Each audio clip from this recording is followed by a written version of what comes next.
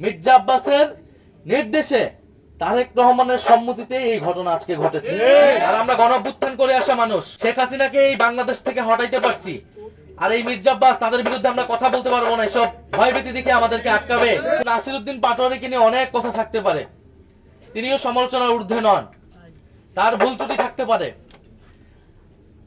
আপনারা তাকে বেয়াদব বলতেছেন, আপনারা তাকে আরো 10টা কথা বলেন। রাজনীতি মানে নির্বাচন মানে কথার লড়াই।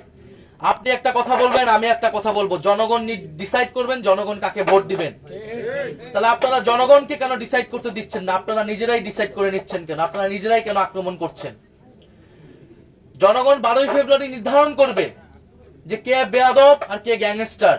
যারা জনগণের সেই মতের উপর শ্রদ্ধাশীল না, যারা নিজেদের উপর কোনো আত্মবিশ্বাস নাই, তারা প্রতিপক্ষকে ভয় পাচ্ছে এবং প্রতিপক্ষকে দমন করার চেষ্টা করছে। মির্জা আব্বাস সাহেবের প্রতি আমাদের শ্রদ্ধা আছেন, উনি বর্ষিয়ান এবং অভিজ্ঞ রাজনীতিবিদ, কিন্তু রাজনীতির মাঠে আজকে আমরা এক অন্যের প্রতিদ্বন্দ্বী। কিন্তু কথা ছিল বাংলাদেশে আমরা এই প্রতিদ্বন্দ্বিতাকে শত্রুতায় পরিণত করব না। মির্জা আব্বাস সাহেবও কোনো ভুল ত্রুটির ঊর্ধ্বে না, কোনো সমালোচনার ঊর্ধ্বে না। ওনার সমালোচনা করা যাবে না, এই ঢাকা শহরে এমন কোন নিয়ম, এমন কোন আইন জারি হয় নাই। আর আমরা গণঅভ্যুত্থান করে আসা মানুষ শেখ হাসিনাকে এই বাংলাদেশ থেকে হটাইতে পারছি, আর এই মির্জা আব্বাস তাদের বিরুদ্ধে আমরা কথা বলতে পারবো না, এসব ভয়ভীতি দেখে আমাদেরকে আটকাবে। বিএনপির মির্জা আব্বাস সহ এই বিভিন্ন সিনিয়র নেতৃবৃন্দ তারা গত 16 বছর আওয়ামী লীগের সাথে আপোষ করে রাজনীতি করেছেন।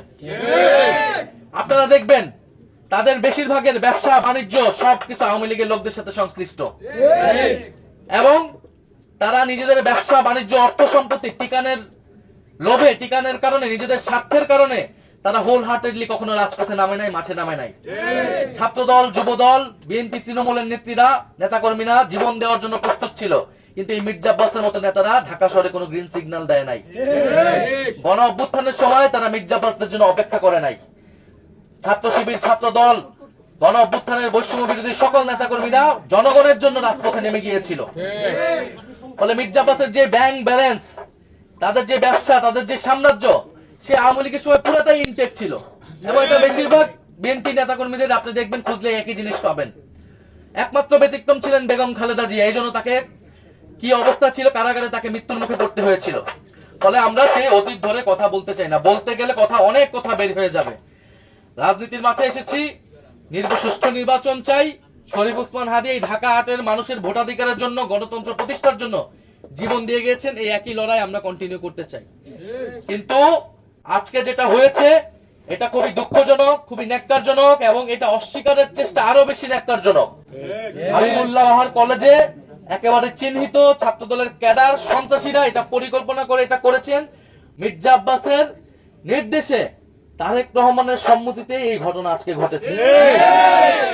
ফলে আপনারা একদিকে ভালো ভালো কথা বলবেন স্টেজে উঠে, আরেকদিকে আপনারা আপনাদের যারা বিরোধী রয়েছে, প্রতিদ্বন্দ্বী রয়েছে, তাদেরকে আপনারা দমন করবেন সন্ত্রাসী কায়দায়, আওয়ামী লীগের রাজনীতিকে পুনর্বাসন করার চেষ্টা করবেন। এইটা আমরা বাংলাদেশে হইতে দেব না।